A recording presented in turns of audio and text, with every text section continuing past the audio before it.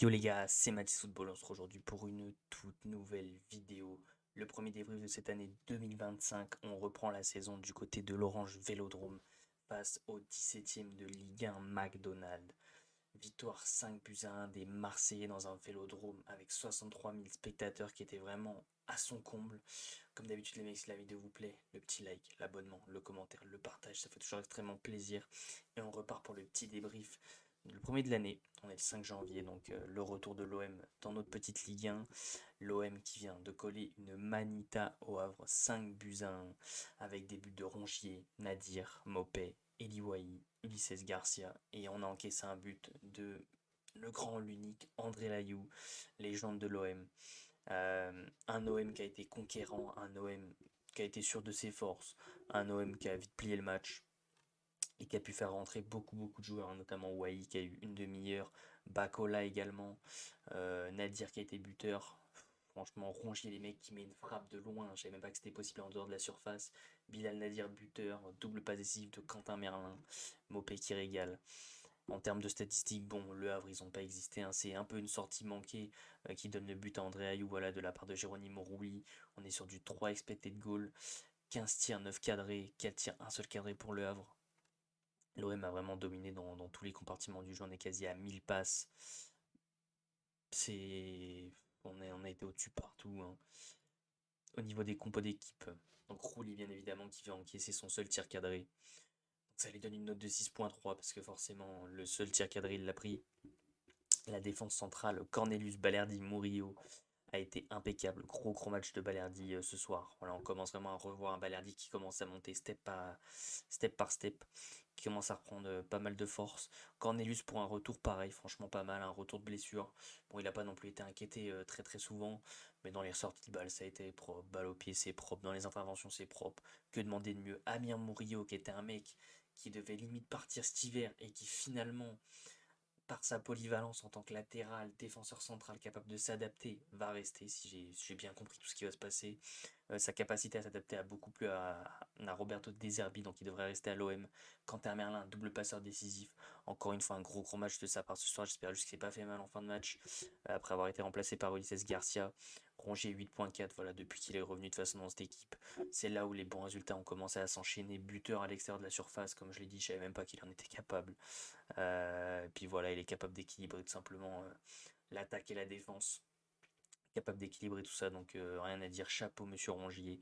Bilal Nadir, le jeune de 21 ans qui revient des croisés, qui nous met ce petit but magnifique, poteau rentrant, qui se fait acclamer par tout le stade Vélodrome et ça fait extrêmement plaisir. Très bon match de sa part qui est sorti à la mi-temps, mais il a fait une très bonne première mi-temps. Luis Enrique qui en continue pareil, on repart, hein.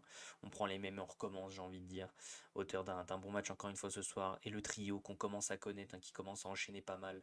Rabiot, Greenwood, Mopé qui n'est pas passeur mais buteur. Adrien Rabiot, très gros match, hein, avec un bagage physique comme d'habitude impressionnant. Et Mason Greenwood ce soir qui, sans être flamboyant, sans être taquin dans ses dribbles et tout ça, a su être clinique, donner la balle au bon moment, faire la bonne transversale. Le but qui donne notamment à Eli Wahi, il lui dépose un caviar, puis Eli Wahi qui a pu qu'à la pousser au fond. Il a été poussé par tout le Vélodrome, en plus Eli Wahi qui va avoir le staff, qui va avoir deux Zerbi, qui va avoir tout le monde.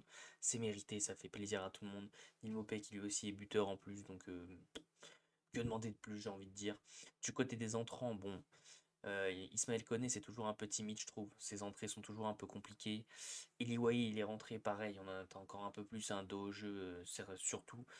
Mais bon, il est buteur, voilà, il reprend un peu de confiance pour la nouvelle année, donc ça fait plaisir. Ulises Garcia, qui pareil, lui est rentré, a été buteur directement derrière. Bon, il engrange la confiance, mais on ne sait même pas s'il sera là encore cet hiver. Jonathan Roux qui a eu quelques ballons exploités, mais qui a jamais réussi à en faire grand chose. Et Bacola qui est rentré, qui a engrangé ses premières minutes en Ligue 1, si je dis pas n'importe quoi.